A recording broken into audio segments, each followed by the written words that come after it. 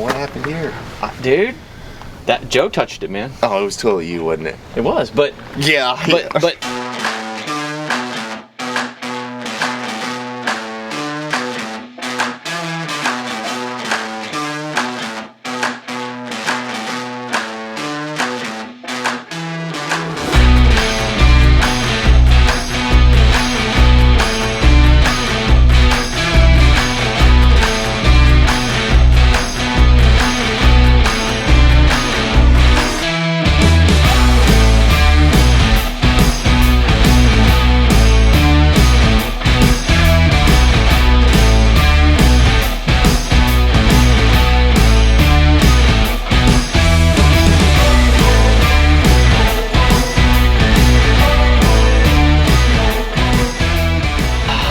see here. Go over to the list. Oh, what happened here? Dude, that Joe touched it, man. Oh, it was totally you, wasn't it? It was, but Yeah. but see, Joe moved it. I had him move a perfectly good pallet from there to there. I see. And then I went and picked it up, put it here, and it goes. Now wait a minute. I did not do this. It was the tainted touch. I fully blame Joe for this. Damn it, Joe. Yeah. You damaged the plastic somehow. Oh man. Damn it.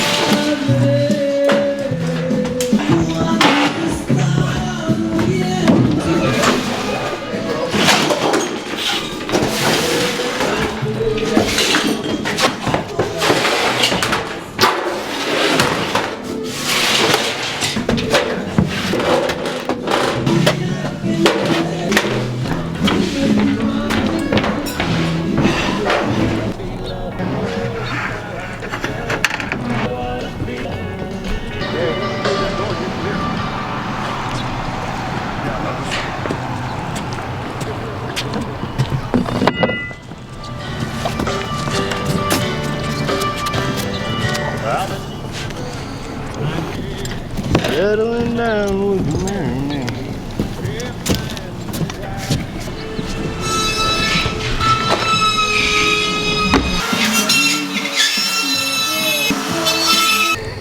I'm just saying, dude.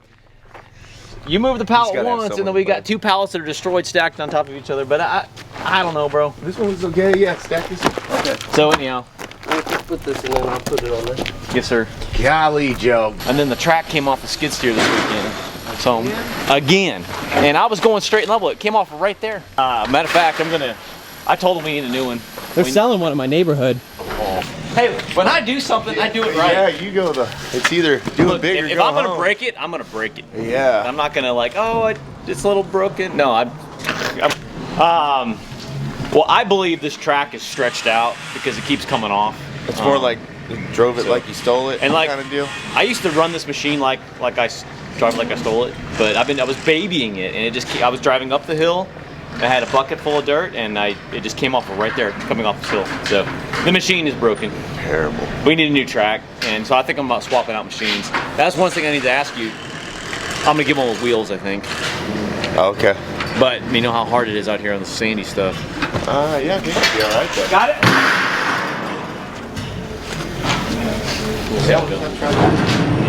Hey, this is what I want to show video Mike. So this is what Boone did this weekend. I mean, Boone, I don't want to take credit for what Boone did, but Boone cut the foundation. Beautiful. And he made it perfectly flat. I mean, what a great job. And the reason we did this is because our beautiful door is 6 inches wide. It's going to slide down this track. So now, instead of having the frame set up that high, it's now going to be flush with the concrete. So when you walk out, it'll be completely flush. You won't trip on it.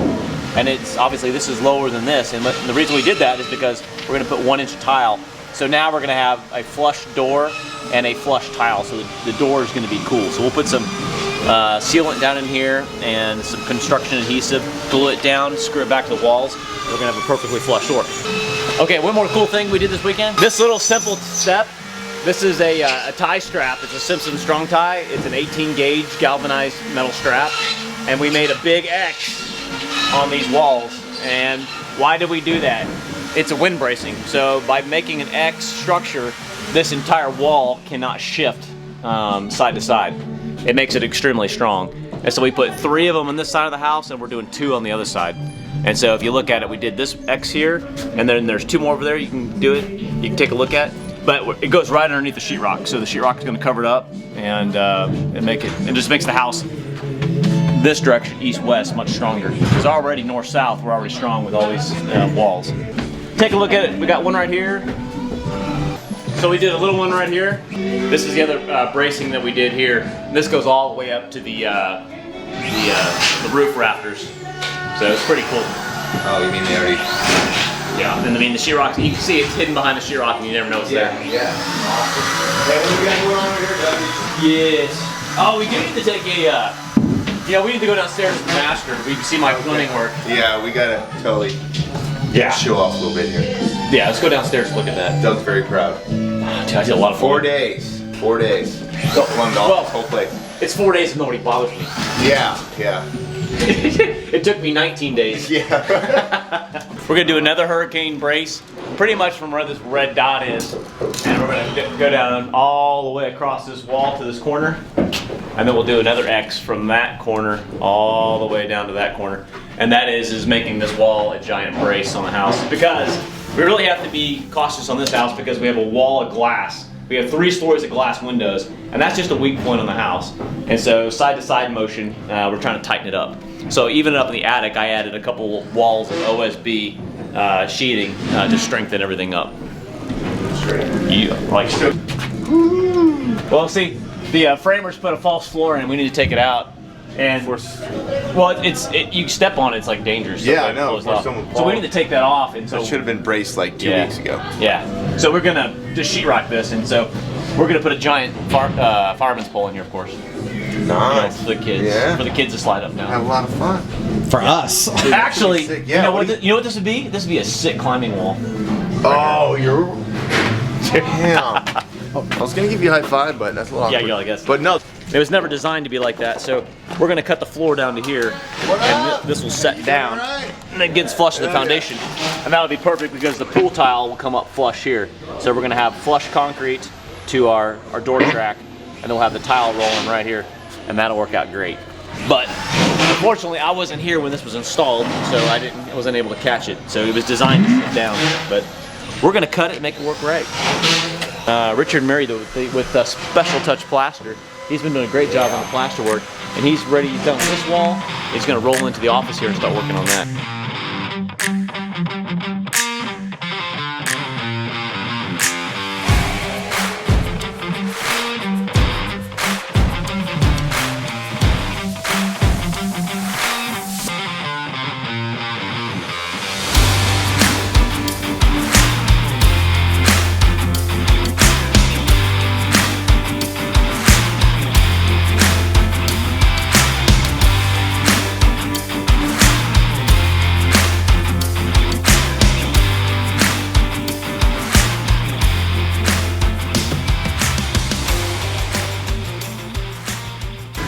So when Justin gets those balconies leveled, we're thinking about maybe pulling these posts out, going with steel, and taking the beams out and replacing them with steel beams. We're gonna level the floor because we get some sag because the way it was framed was some of these aren't even touching over there, and so we gotta get the floor leveled and strengthened before we start getting sheetrock up there. So that's what Justin and the welders are gonna be working on. And of course, we're in a complete disaster mess trying to get everything done because we never clean up, we just keep going.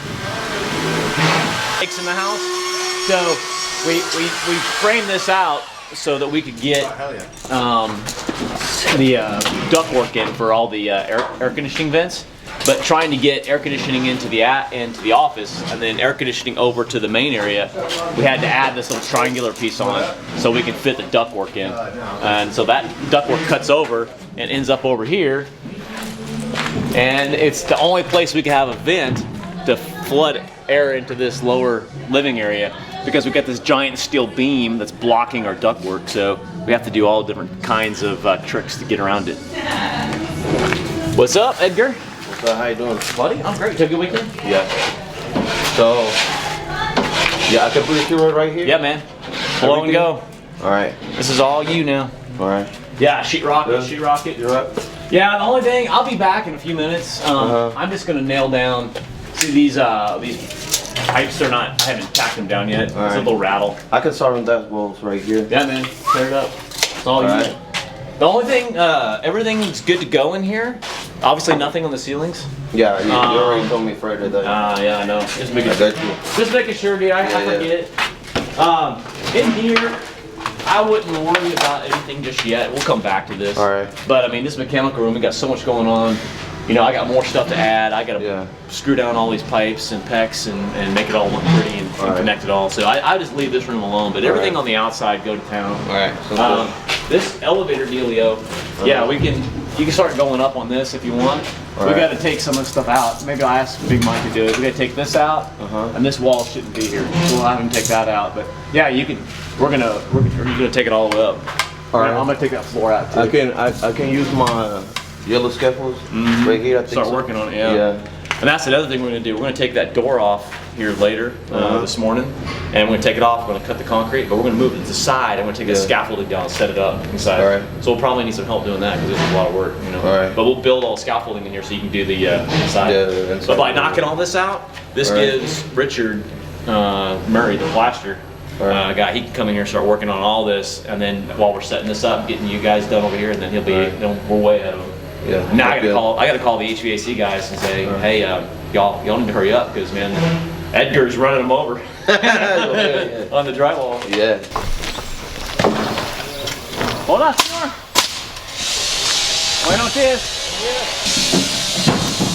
This house was a one-story a week ago, so it's pretty cool. And yeah, this is gonna add almost 1,400 square feet onto this house. It's pretty awesome. So what the customer wants to do, I know it sounds weird, right where the fridge is, we're gonna pull the fridge out, and then we're gonna extend the back porch. And the back porch is where we're gonna put the fridge and extend the kitchen. Well, this right here, where the fridge is, we're gonna put a door, and we're gonna put a small elevator. It's a lift. It's only 37 inches in diameter, and that way it's gonna go up and it's gonna pop out right in their hallway. So as people get older, I think people want to stay in their houses longer. I think having an elevator or a small lift to go up down the floor, since the masters can be on the second floor, I think it's going to be a lot bigger trend item. Oh man, they got the music going. So right here is about where the elevator would pop up to lift.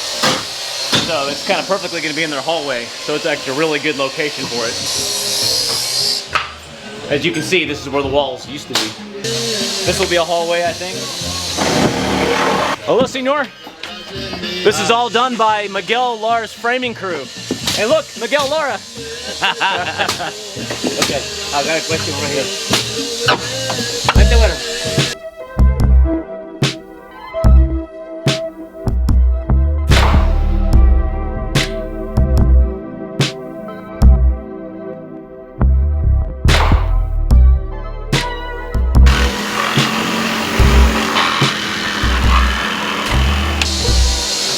This will look good in my casa. The roof pitch?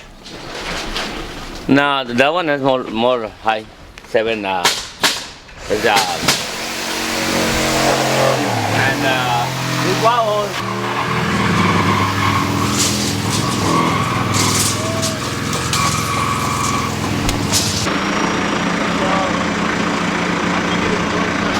So you put thin set underneath the hardy backer so it'll bond real good with it. Instead of just being on the air without it, it bonds it better, you know, holds holds it down. It does better for the hottie backer. Just to have it, you know, without it, it starts to bubble up.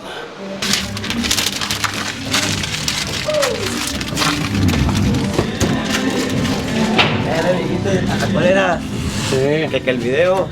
Oh, ya no te dije, ¿verdad?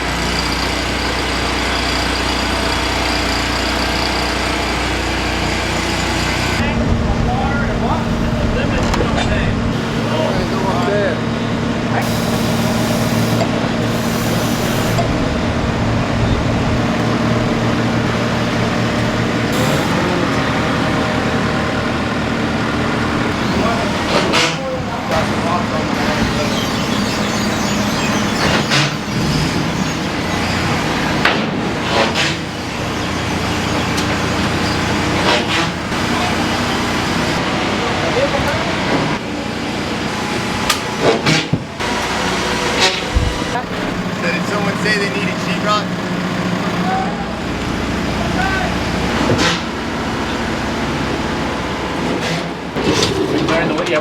Yeah. Good. Has to leave somebody inside though. Alright, 2 on each one. No, it won't tilt this. It won't tilt in. It's good.